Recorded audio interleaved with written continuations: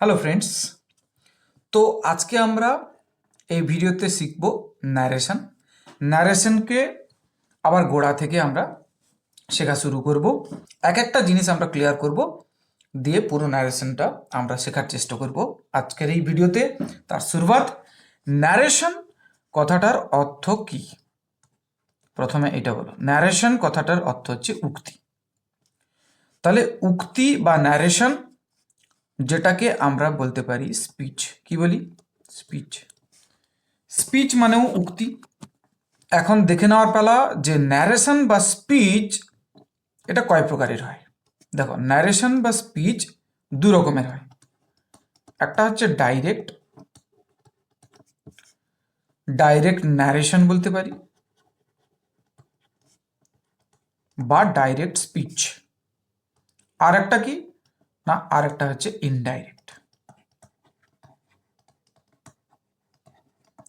Indirect narration বা indirect speech বলতে পারি আমরা। তাহলে ন্যারেশন কয় প্রকার? ন্যারেশন বা উক্তিকে দুভাগে ভাগ করা হয়েছে। নাম্বার 1 হচ্ছে ডাইরেক্ট ন্যারেশন, নাম্বার 2 হচ্ছে ইনডাইরেক্ট ন্যারেশন। ডাইরেক্ট মানে কি? ডাইরেক্ট কথাটার অর্থ হচ্ছে প্রত্যক্ষ। আর ইনডাইরেক্ট কি? ইনডাইরেক্ট হচ্ছে পরোক্ষ। দেখো, কারো বলা কথা সরাসরি যখন তোলা থাকবে তখন সেটা হবে ডাইরেক্ট ন্যারেশন। আর সেই কথাটাকে যখন অন্য কেউ বর্ণনা করবে তখন সেটা হবে ইনডাইরেক্ট ন্যারেশন। তাহলে ডাইরেক্ট ন্যারেশনটা কি না, কারো বলা কথা সরাসরি যখন তুলে দেওয়া হচ্ছে তখন সেটা ডাইরেক্ট। আর সেইটাকে কেউ যখন গিয়ে অন্য কারো কাছে বর্ণনা করছে তখন সেটা হয়ে গেল ইনডাইরেক্ট ন্যারেশন। তাহলে এখন আমরা দেখে নেব ডাইরেক্ট আর ইনডাইরেক্ট ন্যারেশনের কিছু উদাহরণ। একটা উদাহরণ দিয়েছি, he said I do it. তাহলে ফার্স্টে একটা এক্সাম্পল দেখে নিচ্ছি আমরা। He said I do it. এখানে আমরা দেখতে পাচ্ছি সে বলল বা সে বলেছিল আই ডু ইট, আমি এটা করি। তাহলে সে কি কথাটা বলেছিল সেইটা ডবল ইনভার্টেড কমার মধ্যে দেওয়া আছে। তাহলে কারো বলা কথা যখন সরাসরি তোলা থাকবে ডবল ইনভার্টেড কমার মধ্যে তখন কিন্তু সেটা ডাইরেক্ট স্পিচে আছে। কিসে আছে? ডাইরেক্ট স্পিচ বা ডাইরেক্ট নারেশন। সেটা চেনার আরেকটা ভালো উপায় আছে, ডবল ইনভার্টেড কমার মধ্যে তার কথাটা তোলা থাকবে, তো এটা দেখেও তুমি বুঝতে পারবে। এবারে আরেকটা উদাহরণ দিচ্ছি, he said that he did it. এখন এই যে বাক্যটা আমরা দেখতে পেলাম, এখানে দেখো সে বলেছিল যে সে এটা করেছিল।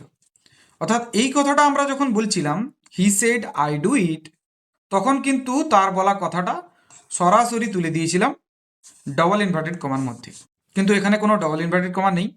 অর্থাৎ কারো বলা কথা সরাসরি তুলে দেওয়া নেই, সে কি বলেছিল সেটা ন্যারেট করা আছে। ন্যারেট কথাটার অর্থ হচ্ছে বর্ণনা করা, সেখান থেকে ন্যারেশন কথাটা হয়েছে। অর্থাৎ প্রথম যে বাক্যটা আছে সেই বাক্যটাকে আমরা ইনডাইরেক্টলি বলছি, অর্থাৎ তার কথাটাকে আমরা পরোক্ষভাবে তুলে দিচ্ছি, ন্যারেট করছি বা বর্ণনা করছি। সেই কারণে এখানে হয়ে গেল ন্যারেশন চেঞ্জ। তাহলে প্রথমে যেটা ছিল ডাইরেক্ট, সেটা এখন হয়ে গেল কিসে? ইনডাইরেক্ট। তাহলে ডাইরেক্ট আর ইনডাইরেক্ট দুটো বোঝা গেল। ন্যারেশন কয় প্রকার? ন্যারেশন দুই প্রকার, একটা হচ্ছে ডাইরেক্ট আর একটা হচ্ছে ইনডাইরেক্ট। কারো বলা কথা সরাসরি তুলে দেওয়া থাকলো তখন সেটা ডাইরেক্ট। কারো বলা কথা প্রত্যক্ষভাবে নয় পরোক্ষভাবে বলা আছে বা বর্ণনা করা হয়েছে তখন সেটা হয়ে গেল ইনডাইরেক্ট। তাহলে এখান থেকে আমরা দেখছি যে ডাইরেক্ট আর ইনডাইরেক্ট বার করার একটা সহজ উপায় আছে। ডাইরেক্টে এখানে কি আছে? কারো বলা কথা সরাসরি তুলে দেওয়া আছে এবং ডবল ইনভার্টেড কমার মধ্যে এখানে কিন্তু রয়েছে। তাহলে ডাইরেক্ট আমরা চিনব ডবল ইনভার্টেড কমার মধ্যে থাকা কোনো কথা দেওয়া থাকবে, আর ইনডাইরেক্টের ক্ষেত্রে কিন্তু সেটা থাকবে না। তো এটাই সবচেয়ে সহজভাবে বোঝার উপায়।